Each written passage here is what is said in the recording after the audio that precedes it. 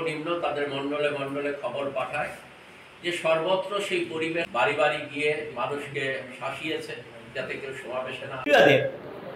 11 জন মহিলা যারা আলোচনা করেছে, এই ভাষায় প্রকাশ করার মতো আশা কর্মী, অঙ্গনারী কর্মী, কি মানে অবিচার তাদের প্রতি।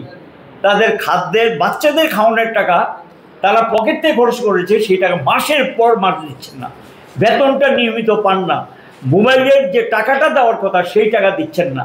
আর মোবাইল ব্যবহার করো, কাজ করো, কাজের কোনো ঘন্টা নেই। আশাকর্মীদের তো ভয়াবহ অবস্থা, সে 12 ঘন্টা 14 ঘন্টা যত কাজ আছে সব আশাকর্মীদের উপর চাপিয়ে দেওয়া হয়।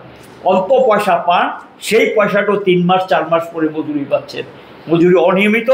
রাজ্য সরকার যে অংশটা দেওয়ার কথা, কারণ আশার মজুরিটা হলো কেন্দ্রতে একটা অংশ, আমাদের বামের আমলে আমরা চালু করেছিলাম, তার যে টাকাটা কেন্দ্র দেবে সেই টাকার 1/3 রাজ্য সরকার দেবে। এটা হলো অতিরিক্ত টাকা, এটা দেয় না। তাদের থেকে আরেকটা প্রশ্ন এসছে, যখন ভিডিএ, ভেরিয়েবল ডিয়ারনেস অ্যালাউন্স, এটা বামফ্রন্ট সরকারের সময় চালু হয়েছিল, সমস্ত সেক্টর, এমনকি আপনাদের সাংবাদিক বন্ধুরাও যারা আছেন, অল সেক্টর যারা ডিএ পায় না, সরকারি ডিএ পায় না, অন্য যে ক্ষেত্রগুলো আছে সেখানে 6 মাস অন্তর অন্তর মূল্যসূচক অনুযায়ী ভিডিএটা চালু হবে। একটা শ্রমিকও বললেন না যে ভিডিএ পেয়েছে গত 7.5 বছরের মধ্যে। তাহলে ভিডিএ এখন দেওয়া বন্ধ হয়ে গেছে।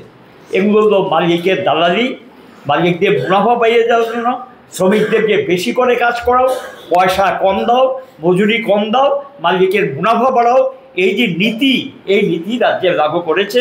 আমরা এই নীতির বিরুদ্ধে একটা সর্বাত্মক আন্দোলন গড়ে তোলার জন্য এই সম্মেলন থেকে আমরা আহ্বান রাখছি।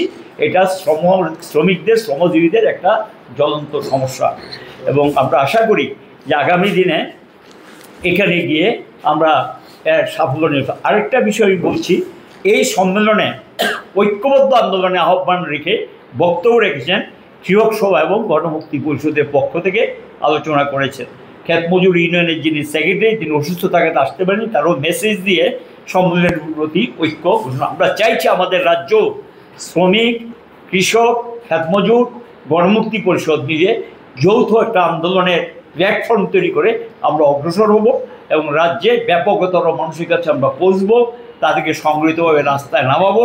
এই সম্মেলন থেকে আমরা এই আহ্বান রেখেছি।